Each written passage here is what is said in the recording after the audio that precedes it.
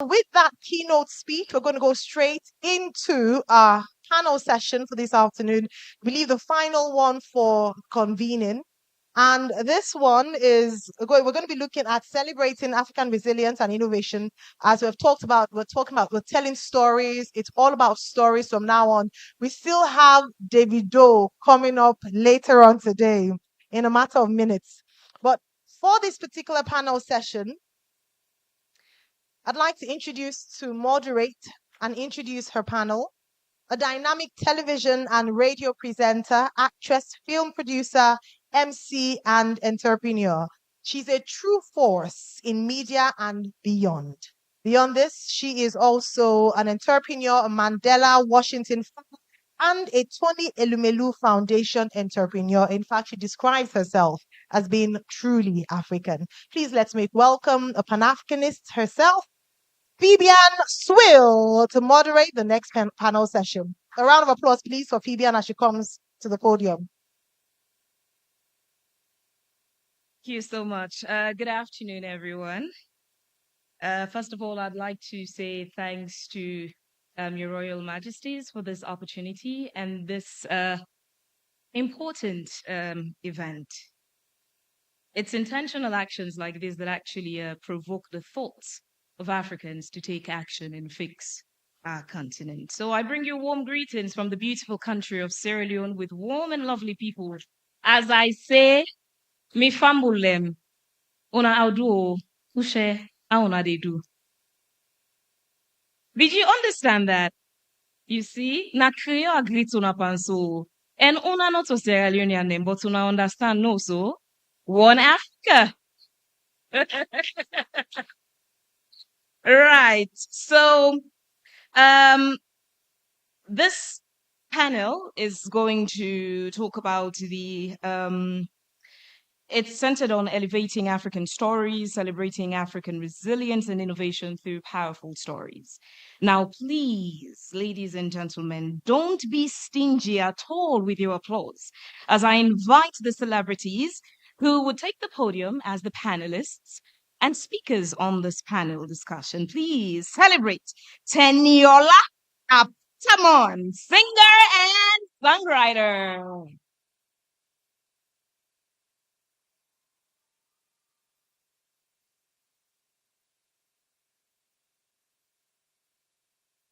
All right. Okay, calm down. You're already actually eating into our time. Next up, I'd like to invite Juliet Ibrahim, founder of Juliet Ibrahim Studios and Juliet Ibrahim Foundation. She's an actress, an author, and a humanitarian.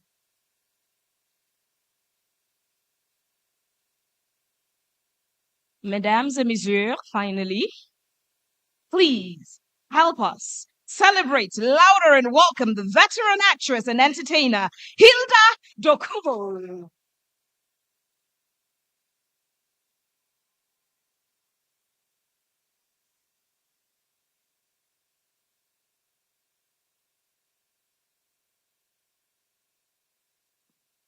Oh, beautiful. Hopefully we'll keep track of our time. Okay, settle down. I'd like to start off with Ma'am Hilda. To be a veteran is not an easy title that comes. It comes from the contribution you've made. I once had an encounter with a gentle white man in America, somewhere in Massachusetts, who had the liberty. I don't know how his village people attacked him on that day. He looked at this African lady and said, "Oh, you're from Africa?" I said, "Yes." "Oh, you guys have monkeys, you have chickens roaming." I patiently waited on him. After he was done, I said, "Excuse me, Africa is a continent, not a country. It has many different countries, lovely people, but you would see the conspicuous shock on his face as I told him there are parts in Africa that are more beautiful than many places in America." His jaw literally dropped. But this is the narrative for so many people who have not been to Africa. This brings us to how can filmmakers introduce the continent and the people of Africa to the rest of the world? Your Majesties, I adore you both. Thank you for inviting us. Thank you for creating this opportunity. We will not only elevate Africa, we're going to shoot Africa straight into the skies. Story. Ifo chakpi, egberio, oloko. That's how our people start any story. We have our call and our responses. We have people and they look everything human, nothing like monkeys. So if that Oyubo man was looking for monkey, he should have told us. We will direct him to where to find monkeys. Okay, so how do we tell our stories for the world to see us as who we are? By the way, for me, when I discuss business, I look at Africa as a country. But when I discuss people, I look at Africa as a continent. Why? When they say Hollywood is American film, when they say Nollywood, it should be African cinema. Who put the boundaries that we have? Why can't I just stroll into Ghana? Why can't the Togolese come? We have things that are, common to us. Clothing, food that are common to us. So when we tell our stories, let's tell these common stories. As children, Mr. Tortis was Mr. Tortis. He was in every African community, playing wayo and winning all the time, right? All our stories had songs and dances accompanying them. Folklore was our tradition. We were proud to sit under the sun, under the moonlight, and we told our stories to our children, and they sang and danced to it. That was how we told our history. That was how we translated it to the next generation. It is all this wayo of trying to Uyubonize things that is removing the Africanness in us. The first thing we need to do, even as filmmakers, is to tell the African story using the Western technology, nothing more. They have redone Superman. I don't know how many times. But I want to make a story on His Majesty. Perhaps the fathers before his fathers and how they got to Ishekiri land, the battles that they have fought. I want to tell the story of Queen Kambasa of Boni. I want to tell the story of Moremi. And let's tell the stories and let people hear us. We have not started producing cameras. One day we will. But stories, Africa is the destination. So we go back to the very foundation of the foundation. Remove the darkness by appreciating what is ours. Remove the colonization that has plagued us for many years. And that's why when we tell our African story, they're looking for the monkeys, forgetting that we don't transition from chimpanzees to monkeys then to human beings, that we came to the world the same way that they came to the world. Oh, interesting. Juliet, this takes me straight to you. AYV did a show, Hidden Treasure. I co-anchored that with a colleague, but that led me to do research on a lot of things in Africa.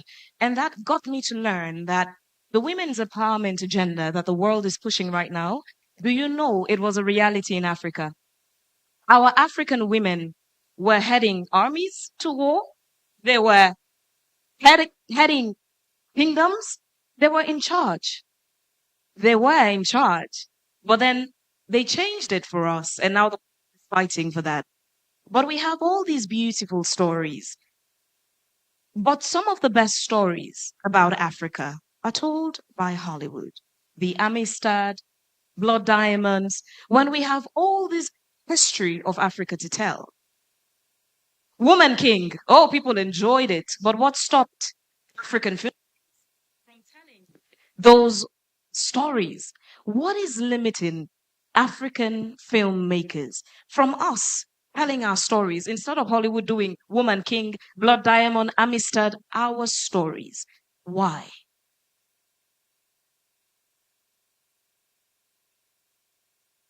Sorry, the other one. Good afternoon, everyone. Your Majesties, thank you so much for having me. Yeah, we have the great Ya Santua from Ghana, who was a female warrior. Yeah, so I think you really hit the question. Um, you see, our stories are being told because we do not have control. We have the narrative, we have the stories, but we still do not have control because at the end of the day, when you have a great story, you need funding. When you need funding, you have to reach out to people that will control how the story comes out or how that content comes out.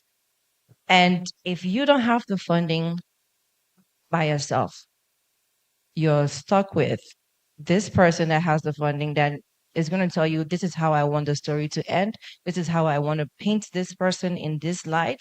And that's why you can see maybe like a Woman King ending the way it ended, but probably that's not the true story when you dig deeper. And it's always resources, funding. Whoever has the money controls the content. That's how filmmaking is. So a lot of us have amazing stories to tell, like the likes of Yas and Tua, and so many great heroes out there. But until we Africans can believe in what we have, the power of the stories that we tell globally and come together to like support each other, like corporate bodies investing in those kind of stories, seeing the bigger picture behind it, and realizing that Africa is not just Nigeria, that the content that we do out of Nigeria or Ghana or Kenya, right, or South Africa is for the whole of Africa to consume. Then we can tell those kind of stories because that's what Hollywood does. They tell the Black Panther and the rest, and all of us will dress up to go to the cinemas in Black Panther outfits. But it's an African story, right? They saw it, they got it, and that's it. Right now, I hear they're about to produce Things Fall Apart. Why didn't none of us think about it? It's because somebody thought about it, maybe proposed, to like 2, 3 corporate bodies, and like, nah, I don't think you can shoot it. As a producer, I meet people and I tell them I want to do something great. I'm like, do we really have the expertise? Can you guys really do it in Hollywood? We get those questions a lot. Like, I mean, you guys, your action films are always like, we can't do Hollywood action films, but we can do what's realistic. African action films. How we fight, our normal fighting. I go conk your head. I do like this. We can actually create those stories that are relatable for Africans and Caribbeans because Caribbeans are like Africans. Mhm. We have a huge number. Like if we really put it together, we have the Caribbeans and Africans that consume our content. So it's always about support, Africa supporting Africa. We shouldn't make a movie that sticks to only Nollywood or like Nigeria cinemas or Ghana cinemas. What about crossing over? What about making a great film from Nigeria and taking it to every cinema in Africa for screening or premieres? What about collaborating and working together? I think that's where our issues are. The collaboration, not seeing that we're one, but then dividing ourselves as Africans. Thank you. Awesome. Tenny, I'll take this over to you. It may not necessarily be an issue that perhaps Nigeria or Ghana struggles with, but some of the other smaller countries in Africa deal with this. Sierra Leone, particularly, I know that we've had some of our artists who've come under fire on social media for doing songs and they have lines where they sound Nigerian. But interestingly for Africa, if you have an American accent or British accent, it sounds good. Oh, I like your accent. But when you sound like another African, it becomes a problem. It becomes a question of they would tell you, oh, impersonating one person. And because there are many different shades in Africa, you're limiting the knowledge of what people can learn about the different people and tribes and culture in Africa by sounding like another African that you're not. What are your thoughts in this area?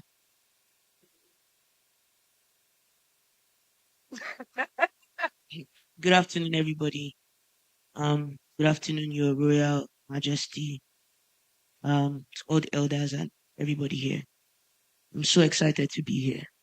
I think this type of meeting and gathering, we should do it more often. So everybody clap for yourselves for being here. I think for me, I'm sorry, the main question is not the accent, is in the belief, first things first. You cannot fault me. When I was in SS3, by the way, I got best student Yoruba language. Oh, wow. Yes. And that was the only award I got.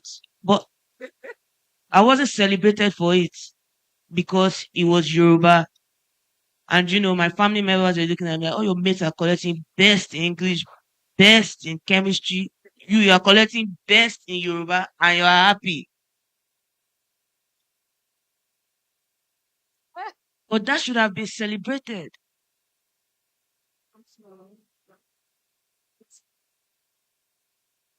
So for me, I think we should talk about the United States of Africa or United Countries of Africa. We should have a united passport. We should work together. Ghana is just right there. Instead of thinking about why do I sound Ghanaian? I'm African first before I'm anything. We're together. Do you know that if something should affect Ghana, don't think Nigeria is safe. That's true. We must protect each other. So I feel like as a musician, in one of my songs I sang, just imagine if I didn't leave Atlanta for Lagos. Just imagine if I didn't leave America for Nigeria.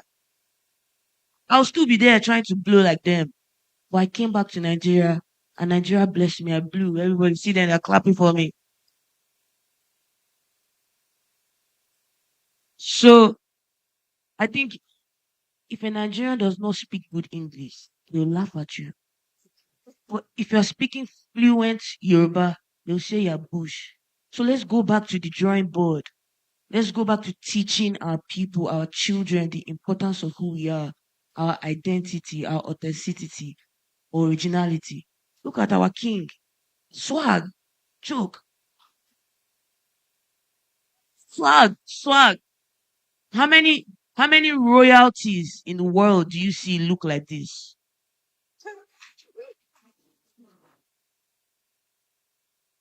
African. So let me know. Take your time. Thank you very much. Thank you. I'll come back to you, ma'am, Hilda. Uh, just yesterday, I was watching the news on CNN. I saw an interesting story. The president of France is actually currently fighting to the Netflix series Emily in Paris to keep that in France because according to the storyline now, Emily has a love interest in Rome. So the president of France says he's fighting to keep that production in his country. But this brings us to Africa. Do our African leaders understand, value, respect, and take seriously the work of entertainers? Understanding from this backdrop that our industry, the creative industry, music and film, has limited barriers of entry. It's your talent. It's your. How did I offend anyone with a mic? It's about your talent and your skills, not necessarily your academic qualification.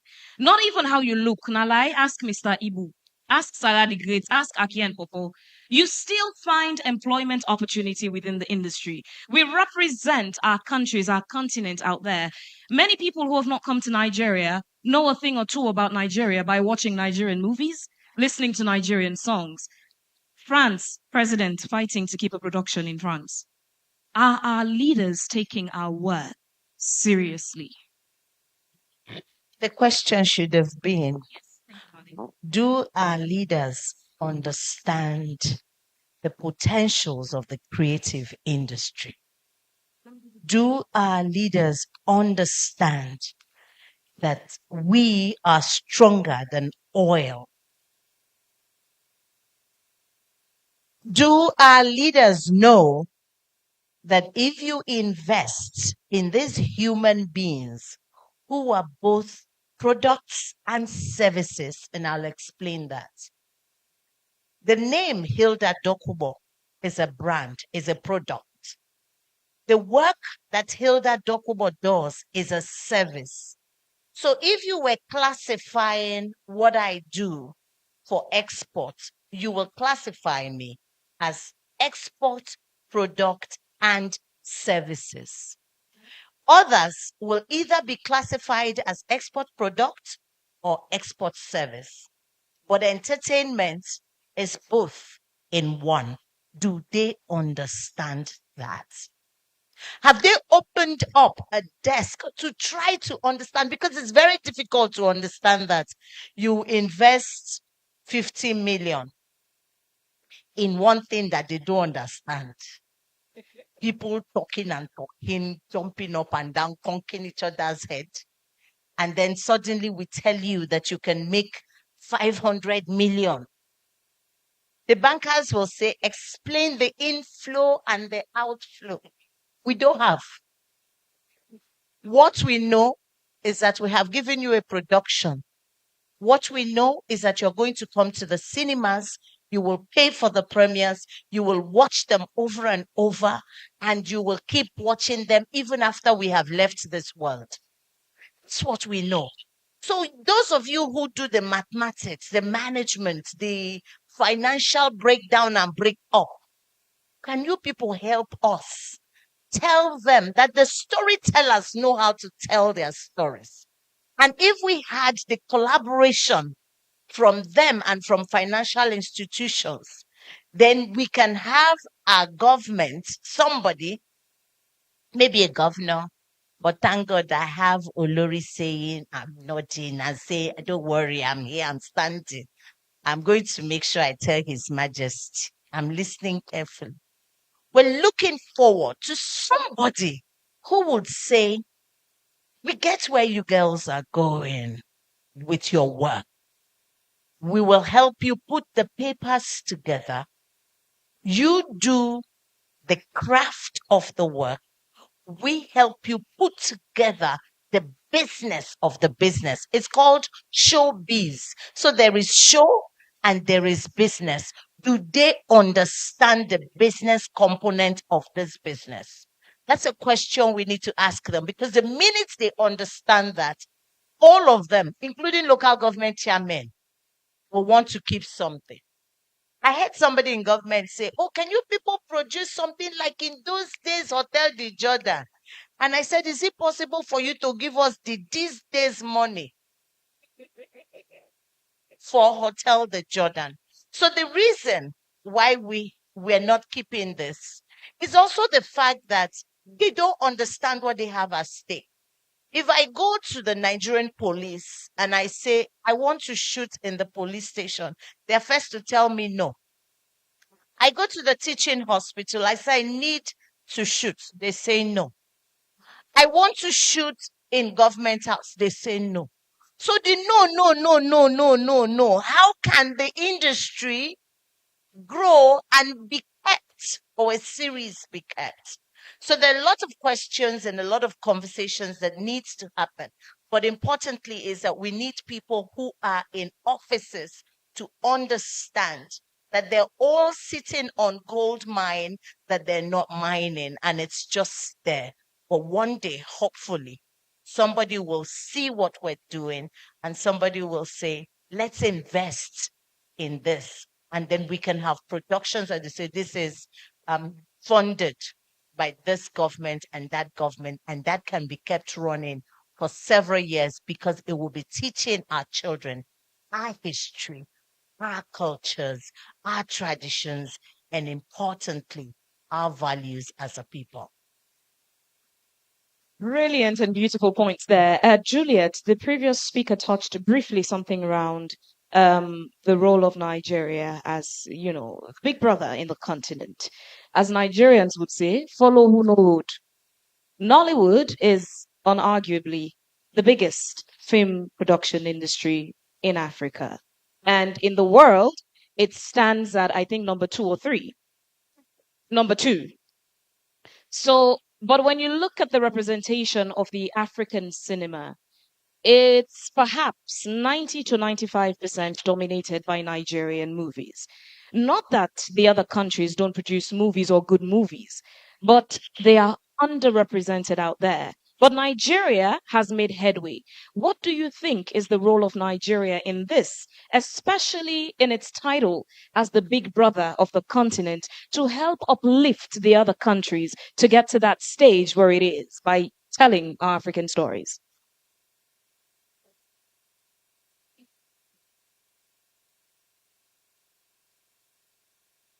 Hello. Okay. So I'm going to sound a little bit political. Um, there's a whole monopoly and politics that goes on behind the scenes. At the end of the day, we want to be heard and seen as Africans.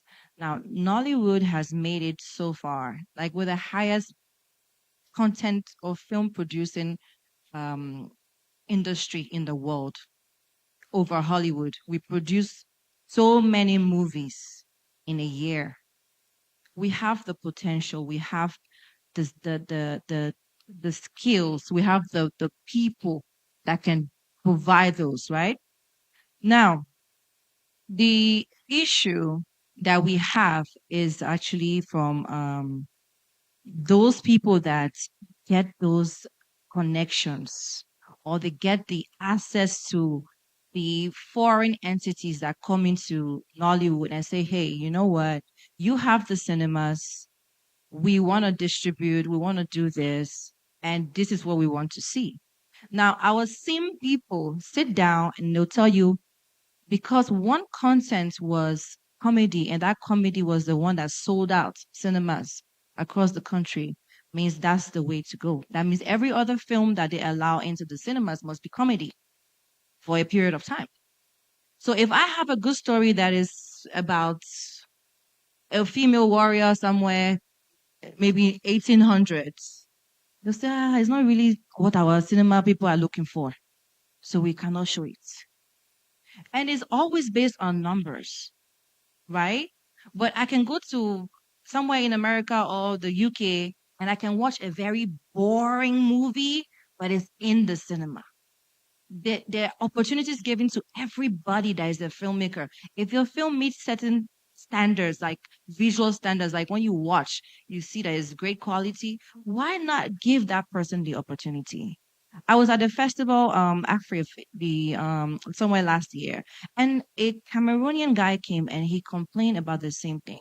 He's like, I've tried so hard to get my movies that I always feature one Nigerian actor in the cinemas, but you guys keep refusing. Why? And they couldn't answer. But it's all about the numbers because they feel they won't make the money if they put a film from Togo in the cinemas in Nigeria. I mean, let's be honest with ourselves. How many Nigerians will go and watch a Togolese movie that you really don't know nothing about? They haven't done any promotions. They haven't done any marketing. You haven't seen it trending on social media or stuff. Not so many would do that, right? So there's a lot of investment that goes into filmmaking, back end. When you finish the film, you need to set a separate budget for marketing and promotions. That's why nowadays you find some of the producers dancing on Instagram like crazy just to sell a movie. Am I lying? And me, I cannot dance, so I cannot sell my own movie. So you have a lot of stress to go through just to promote your movie after you've invested over 50 million, 100 million naira. Let's say $100,000. I don't take pleasure to interrupt you there, but the Filipino movies don't struggle like that either. But gladly in our continent, we line up to watch them. People line up to watch Z World more in Africa when they don't even struggle to advertise in Africa or do marketing. That takes me to my next point. Until we Africans can start seeing the importance of what showing our own content on even terrestrial TV, we will still be at this place. It happened in Ghana where It used to be one, Things We Do for Love was one of the longest Ghanaian series on TV. It was running, and then suddenly the Mexican series started coming. Telemundo became a thing. Things We Do for Love left from the prime time to like a time that nobody wants to watch. Telemundo became the thing that everybody wants to watch. So it's become a prime content. And it's the same thing happening in Nigeria, where the Z World, the Telemundo are what our mothers are now watching. So our mothers have left watching African content to watching Telemundo and Z World. What happens to banning those contents? What happens to keeping them where nobody wants to see? Because we want our African content to be the ones that our Africans get to see. That's where our problems lies. So it's us. We are the problems because you're depriving us from earning and from making the country income, because Hollywood is Hollywood because Hollywood has seen that the entertainment industry, the creative industry is what makes them the most money beside everything else. Yeah. Thank you, Juliet. I'll wrap up with Tenny. We keep reiterating the importance of telling our side of the story to the rest of the world. When you watch Hollywood movies, they don't show you there are potholes close to the White House. They don't show you that there are beggars, street beggars, close to the White House. That there are homeless people with just tents close to the White House. You'll need to go there to see all of these things. What they show you is the dream of the beautiful lights and buildings in New York and all those beautiful things.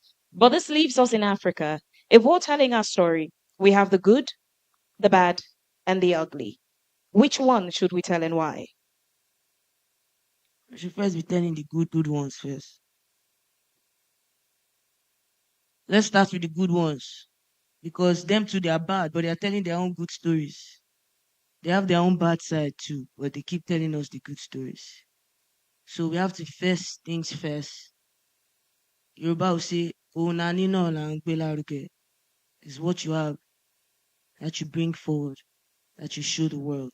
I think they are coming together first things first. First, sorry, Nollywood movies. That it Lagos Ikoyi Bridge. First cancel that one first. First things first. Sorry, I'm not an actress. I'm going to be an actress in the coming future. So you see that Ikoyi Bridge, they should first ban it from Nollywood movies.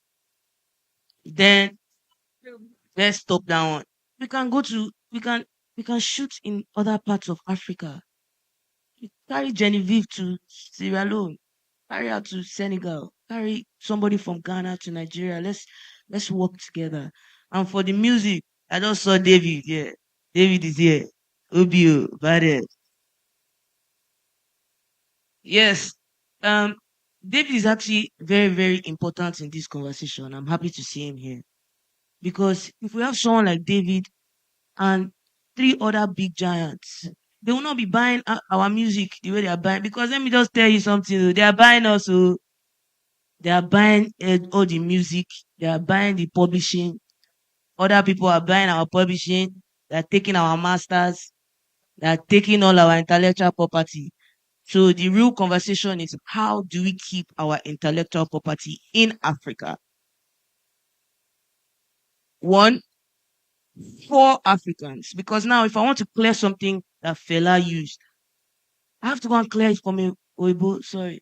I have to go and clear it from an Oibo. Why can't I clear something Fela made in Africa? Because it does not belong to us. So now we're selling all our rights to them. Let's talk about that.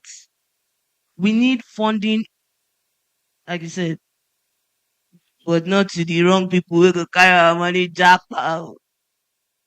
We need funding. Make all of us they see where the funding they go. Maybe they see where the money they go. Say, oh yeah, oh, this one I who we want use build studio. Nobody will go carry and go your village, go build like a mansion. But what I lastly want to say is, allow musicians. Musicians sing now. They'll say, let us breathe. Teach us. Make forums like this. Educate us. Link out. Let tech people sit down with musicians. We have so many stories to tell. Trust me, we are the ones representing you people. So you people should be praying for us. Thank you very much. Thank you very much, Tani and Juliet and Madam Hilda. Thank you so much. I just want to leave all of us with this. So, yesterday, Her Royal Highness spoke about it's not about titles, it's about impact. So, the Africa we see is in two dimensions: the current picture of what we see, and that picture of Africa we see in our minds, in our vision, in our imagination. The gap between the current picture and the one we see in our minds is closed by our actions. Today, make it an assignment. After this whole event, go back and sit.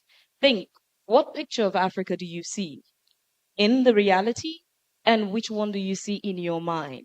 Make a personal commitment to take action. Ask yourself, what can I do as an individual to change the picture from what it currently is to that which I see in my mind?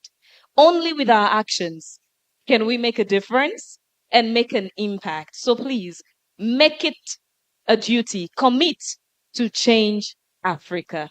God bless you all.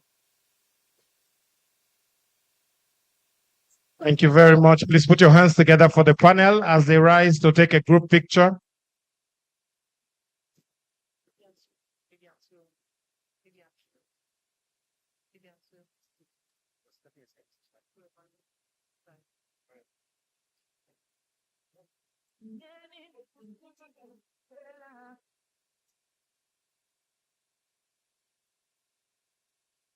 It's going to be a very beautiful picture.